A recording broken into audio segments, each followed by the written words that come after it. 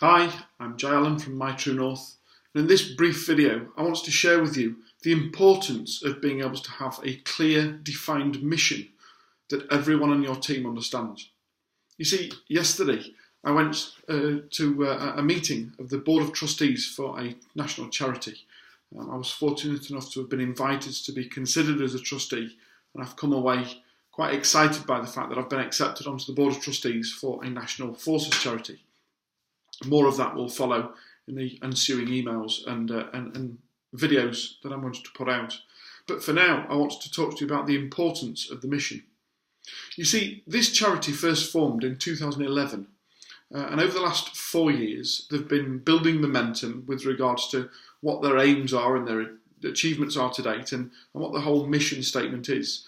There was 5 people at the trustees board meeting alongside the CEO of the charity. So 6 of us sat at the table, and this was a quarterly meeting to discuss progress. There was an agenda. It was a very structured and well-run meeting.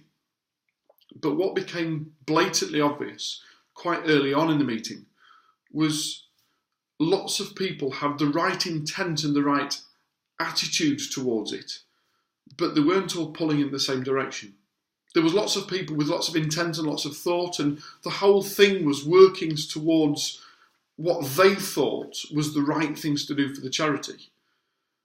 But there wasn't clarity in the centre. And although the CEO knew exactly what he wanted to achieve for the charity, I don't think it had been well enough verbalised or strategically placed in the centre core of everything that people did. And as a result, there was this lack of consistency or conjoined approach to what was happening. And it's funny because it was only about a month ago, I was with quite a significant client in North Wales. And if you remember from the video I posted there about pulling together, it was all the same thing. There were, in that particular business, there were 5 different businesses all operating under a group status. And yet all 5 were almost competing with each other. There was no consideration with regards to how to collectively work together for the greater good of all. And again, that was evident yesterday. It really does concern me that, we've got this great idea with regards to what it is that we want to achieve. And maybe we're the type of leader that wants to be able to lead from the front and say, right guys, follow me. But unless we understand as to where we're heading, then how on earth can we expect other people to have the same enthusiasm to be able to get on the horse and head with us? We've got to be able to make sure that everyone in the team understands as to exactly what it is that we're aiming to achieve. What is the end goal? What does success look like? And what are the milestones that we need to be able to put in place between absolute utopia and us getting there, to be able to make sure that every single day, every single minute of every day, every single member of the team, be they a volunteer or a part-time member of staff or a full-time member of staff, a representative of you and your brand, that we are doing stuff that is contributing towards the end mission. It's too easy to be included in shiny object syndrome. Oh, that looks like a good opportunity. Let's dive into that. It becomes so much more difficult and so much more disciplined for the business owner and the business leaders to be able to turn around and say, yes, that might be a good opportunity. But where does it fit with regards to where we're heading? How does this keep us on track towards true north? How does this help us to achieve what we want to achieve, either quicker or more effectively or less resource driven? How do we make sure that what we are doing right now is the right thing to be doing to achieve what we agreed that was mission critical at the end? And we're not being steered back off course, back towards magnetic north by the here and now, the quick opportunity.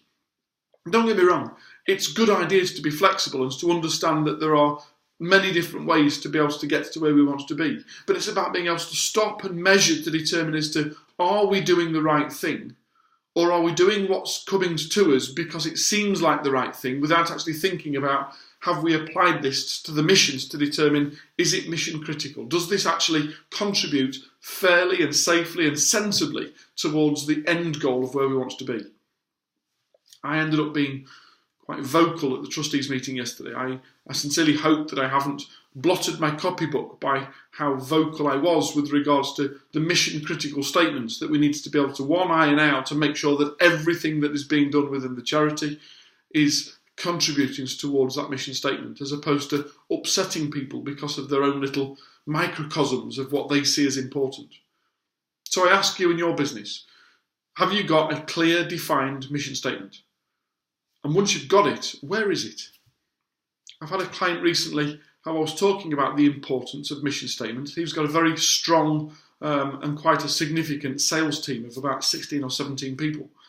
And I said, whilst they're doing an incredible job, they're all working in linear fashion. They're all working in their own method towards their own bonuses, as opposed to understanding as to what they are doing and how that contributes to the overall mission statement.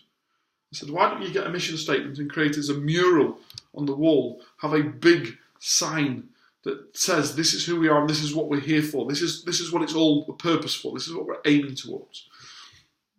Now, it was quite funny because I was of the opinion that he was going to have this mural made of perhaps about 1 metre by half a metre or so and have it stuck behind the sales team.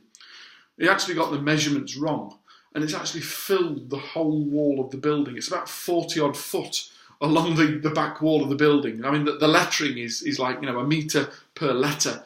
Of this mission statement along the side, and it's beautiful. It's such a big, bold statement that says this is what we're here for, that you can't walk into the business without realising the importance of who we are and what we're there for. And I think it's important that in all our businesses we are overtly aware of what are we doing right now and how does it contribute towards the mission, and do we communicate that effectively and clearly all the time to everybody that's involved with us, to be able to make sure that they are on our bus and are heading in our direction to get us collectively to utopia. I hope that's been of help today. I know it's a very short video today, but I do think it's really important that we review exactly what is today's mission statement, what is the end result, and how are we going to be able to make sure that everyone's today is contributing effectively towards that goal. And if you want a little bit more help, then obviously we are always here to be able to help, to be able to support business owners just like you, to be able to make significant and sustainable, often transformational growth within them and their businesses. Simply get in touch by visiting www.mytruenorth.biz or drop us an email at inquiries@mytruenorth.biz. I'm Jay Allen from My True North, and I look forward to speaking to you again soon. Bye now.